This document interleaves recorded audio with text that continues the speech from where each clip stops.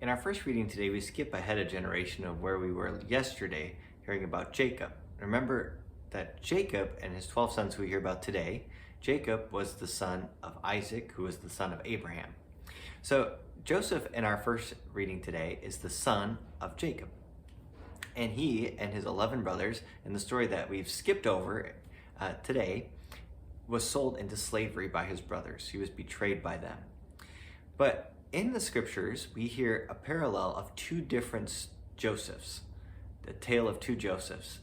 We hear about a Joseph in the Old Testament and Joseph in the New Testament. And there are three different parallels I want to focus on today that between these two Josephs. The first is they both hear God speak to them through dreams.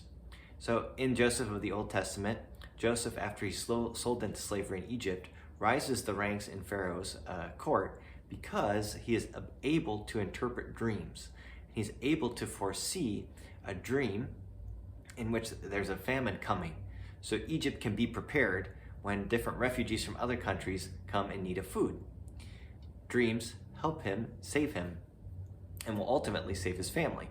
Joseph in the New Testament says practically nothing to God except for God speaks to him through dreams. And his response to those dreams will lead to the protection now of the Holy Family. Also, Joseph in the Old Testament, who we hear about, was removed from the Holy Land and had to go to Egypt forcefully. He didn't choose it, but was sold into slavery. Joseph in the New Testament has to leave the Holy Land forcefully to go to Egypt to protect his family, thanks to King Herod. And Egypt will, like in the story of Joseph in the Old Testament, will become a place of refuge as it is throughout the scriptures. Thirdly, because Joseph goes to Egypt, he becomes a protector for his family. Now in our first reading today, I hope you take some time to read it because it's a beautiful reading. And Joseph puts his brothers to the test. He speaks to them through an interpreter, even though obviously he can understand what they're saying. But he speaks to them through an interpreter and tests them to say, I will give you the food you need, but you have to hand over one of your brothers. And so the brothers start to discuss amongst themselves. And Reuben, who we hear about today in our first reading, is struck to the heart. And he says, we should have never done this to Joseph, and I couldn't bring myself to do it again. And when Joseph hears this, he can hardly hold back the tears and has to look away and leave the room in order to hold it together.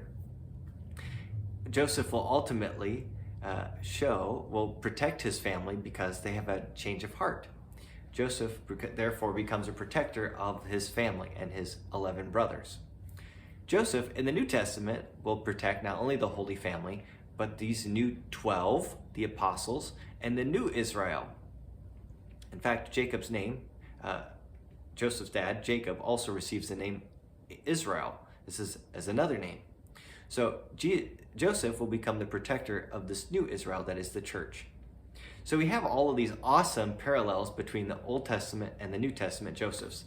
And one phrase that is often attributed to the New Testament Joseph comes to us from our first reading today, and it is go to Joseph. As they are in need and they're hungry in Egypt, they say, go to Joseph. This is what they hear. So too, for us in our need, we have this great saint, this great intercessor for us, Saint Joseph, who we often overlook. We might go, think of Mary, obviously, as an intercessor in the Holy Family, but we often forget Saint Joseph, this great protector not only of the Holy Family, but of also the church. So today, maybe you can go to Saint Joseph in your need, as Saint Teresa of Avila had this great devotion, and go to Joseph as she did, and as we are called to do today.